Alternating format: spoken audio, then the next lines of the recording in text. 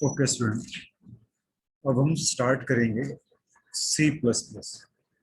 तो सी plus plus में अभी हमने जो कल तक इसके अंदर हमने ये कंस्ट्रक्टर्स, इसके types, default constructor, parameterise constructor, ये सारा हमने पढ़ लिया था। आज इसके अंदर हम इसमें डिस्कस करेंगे सी प्लस प्लस डिस्ट्रक्टर।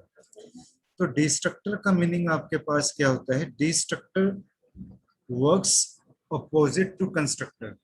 ये कंस्ट्रक्टर के बिल्कुल अपोजिट होता है। किस तरीके से कि जब ऑब्जेक्ट क्रिएट होता है तो हम कंस्ट्रक्टर को कॉल करते हैं, और जब ऑब्जेक्ट आपका डिस्ट्रक्ट होता है, खत्म होता है, तो हम डिस्ट्रक्टर कॉल करते हैं। तो इसलिए ये कंस्ट्रक्टर का क्या है? अपोजिट है। It destruct the object of classes. It can be defined only once in a class. इसे हम क्लास में केवल एक बार ही डिफाइन कर सकते हैं। Like constructors it is invoked automatically. जिस तरीके से हम कंस्ट्रक्टर को ऑटोमेटिकली इन्वोक कर लेते हैं, when an object is created, constructor automatically invoked. Like constructor, when the object is destroyed, destructor will be automatically called. और जैसे ही ऑब्जेक्ट आपका फिनिश होता है तो डिस्ट्रक्टर आपका जो है कॉल हो जाएगा। ये destructor is defined like constructor. Destructor भी जो होता है वो आपका कंस्ट्रक्टर की तरह से ही होता है आपके पास। Like it must have same name as class name. ठीक है, इसका नाम भी वही होगा जो हमारी क्लास का नाम होगा, but it is prefixed with a tilde sign.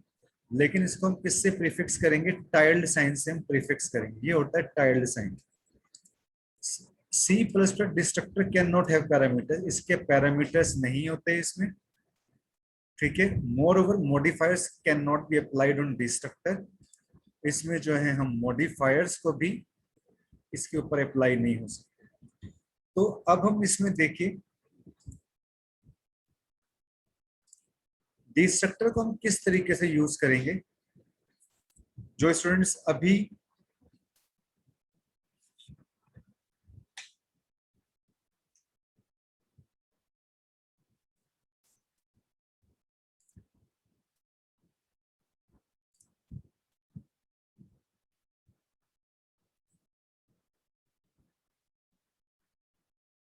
अभी स्टूडेंट्स कनेक्ट हो रहे हैं अभी जरा।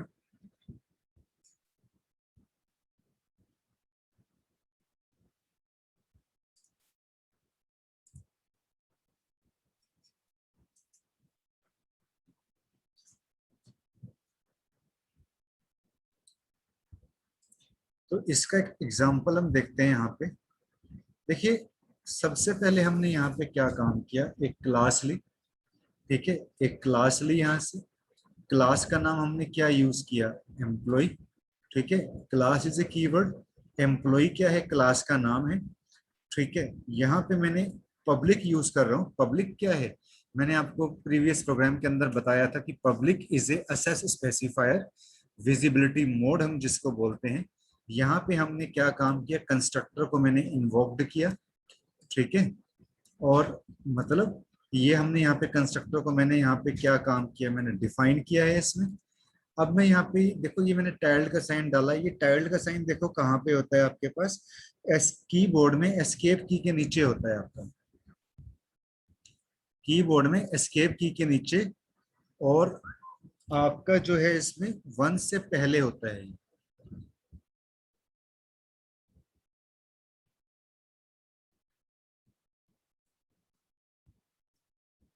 ठीक है, तो ये आपका देखो डिस्ट्रक्टर होगा कि डिस्ट्रक्टर इन्वोक्ड। जब ऑब्जेक्ट क्रिएट हुआ तो कंस्ट्रक्टर आपका कॉल होगा। और अब देखो यहाँ पे जैसे अब हमने ये वाला प्रोग्राम हमने जो है डिस्कस किया है। अब इस प्रोग्राम को हम किस तरीके से रन करेंगे, देखो मैं आपको इसमें बताता हूँ। हम यहाँ से अपना सी प्लस प्लस जो है कंपाइलर ओपन कर लेते हैं।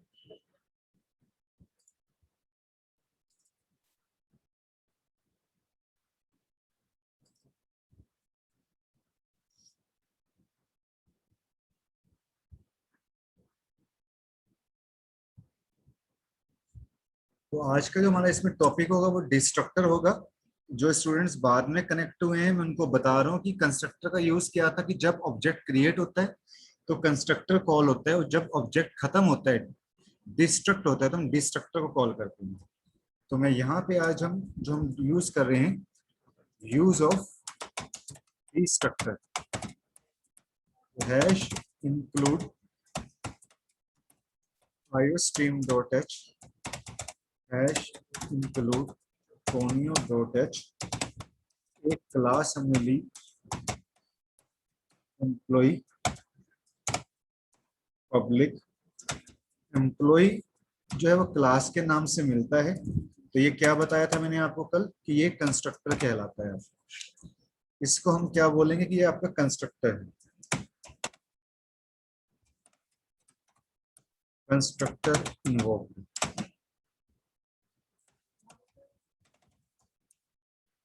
हैंडल। अब हम यहाँ पे एम्प्लॉय के साथ एक टाइल्ड का साइन यूज करेंगे जो एस्केप की के ठीक नीचे होता है। इसको ये हम किस लिए यूज करते हैं, इसे टाइल्ड बोलते हैं, TILDE।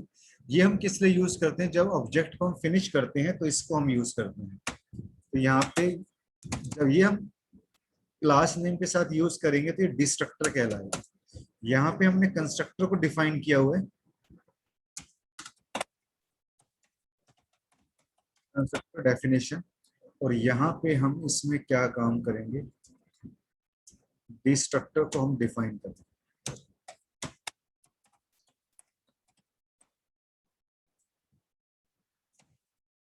ठीक है, सी आउट, यहाँ देखिए डिस्ट्रक्टर इन्वोक्ड एंड यहाँ मैंने क्लास को बंद कर दिया। void main हमने यहाँ पे यूज किया, CLR is used to clear the screen। employee is a class name, E1 object हो गया। फिर employee is a class name, E2 object हो गया। दो ऑब्जेक्ट हमने बना लिए, या आप एक ऑब्जेक्ट भी बना सकते हो। अब देखो इस प्रोग्राम को मैं सेव करता हूँ, इसका नाम दे दिया जैसे मैंने D1।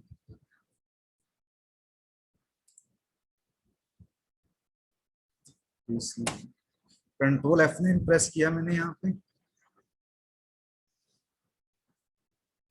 तो अभी तो देखो ऑब्जेक्ट हमारा क्रिएट हुआ, तो ये आपके पास जो रिजल्ट आ रहा है कंस्ट्रक्टर इन्वॉल्व, क्योंकि अब देखो हमने जैसी ऑब्जेक्ट प्रोग्राम को रन करवाया तो मीन्स ऑब्जेक्ट क्रिएट था, आपके पास ये आउटपुट आ गई। लेकिन स्टूडेंट अब देखिए, अब मैं जैसे एंटर प्रेस करता हूँ तो मेरा जो ऑब्जेक्ट है वो डिस्ट्रॉय हो जाएगा। मेरे एंटर प्रेस करने पे जब मैं प्रोग्राम से बाहर आ जाऊंगा तब तक मेरा ऑब्जेक्ट खत्म हो चुका होगा। ये देखिए, अब मेरा ऑब्जेक्ट है तो ही ना, मेरा ऑब्जेक्ट डिस्ट्रक्ट हो गया, खत्म हो गया मेरा यहाँ पे। तो अब जो हमने इसमें डिस्ट्रक्टर का हमने काम किया हुआ है वो हमें देखना है, ठीक है कि नहीं। तो मैं क्या काम करूंगा, डिस्ट्रक्टर की आउटपुट देखने के लिए आप क्या प्रेस करोगे, ऑल्ट के साथ F5। जैसे ही F5 प्रेस करते हो देखो ऑब्जेक्ट से जैसे आप बाहर आए, आपका ऑब्जेक्ट खत्म हुआ, तो देखिए हमारा क्या कॉल हो गया यहाँ पे, डिस्ट्रक्टर इन्वॉल्व। ठीक है, ऊपर का जो कंस्ट्रक्टर इन्वोक तब लिखा आ रहा है जब हमने ऑब्जेक्ट को क्रिएट किया था, और डिस्ट्रक्टर इन्वोक तब लिखा हुआ आ रहा है जब आपने अपने ऑब्जेक्ट को डिस्ट्रक्ट कर दिया, डिस्ट्रॉय कर दिया। ठीक है, तो ये होता है आपके पास डिस्ट्रक्टर का।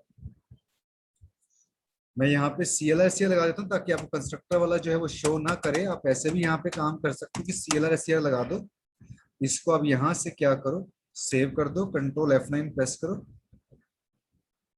तो ये देखिए अभी ऑब्जेक्ट हमारा क्रिएट हुआ, कंस्ट्रक्टर कॉल हो गया, एंटर प्रेस किया, जैसे मैं उससे बाहर आया हमारा ऑब्जेक्ट डिस्ट्रॉय हो चुका है, और मैं ऑल्ट F5 प्रेस करूंगा तो अब हमारा जो है वो डिस्ट्रक्टर क्या हो जाएगा, इन्वोक्ड हो जाएगा। ठीक है,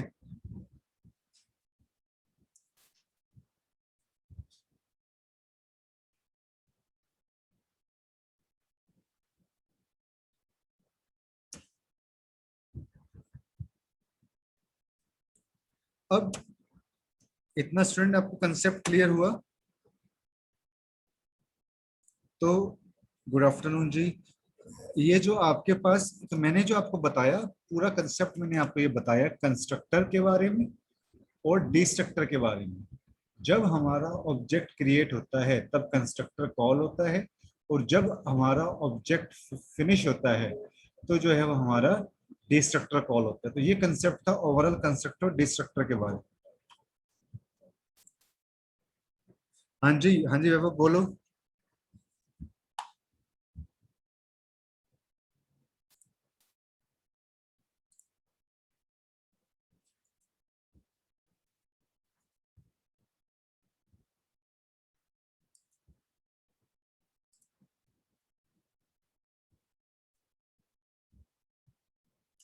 वो तो जब हमने CLR लिखा था तो 2 बार इसलिए वो आ रहा था, वो तो हमने CLR लगा दिया तो एक जो डिस्ट्रक्टर है वो हमारा क्लियर हो गया, दूसरा वाला जो डिस्ट्रक्टर है वो शो कर रहा था, उससे कोई प्रॉब्लम नहीं है। वो CLR तो हम क्या कहते हैं कंस्ट्रक्टर के बाद भी लगा सकते थे, एंडल के बाद भी। वो CLR तो आप एक काम कर सकते हो, यहाँ पे आप ये काम कर सकते हो कि जैसे हमने ये इसको, ये तो हमने यहाँ पे जैसे इसको हमने यूज किया, वो तो हमें ये बताने के लिए यूज कर रहा है कि हाँ आपका जो डिस्ट्रक्टर वो इन्वोक्ड हो चुका है। एक CLR लगाने से क्या होता है कि वो आपके पास जो है वो एक जो एक आउटपुट है वो आपके पास क्या हो जाती है, क्लियर हो जाती है। तो इससे कोई अभी फर्क नहीं पड़ेगा। स्टूडेंट जो 2 मिनट आप 1 मिनट जो है 2 मिनट आप होल्ड कीजिएगा, मैं अभी आपकी क्लास को कंटिन्यू करता हूँ। आप 2 मिनट जरा होल्ड कीजिएगा, ठीक है, फिर मैं क्लास को कंटिन्यू करता हूँ इसमें स्टूडेंट।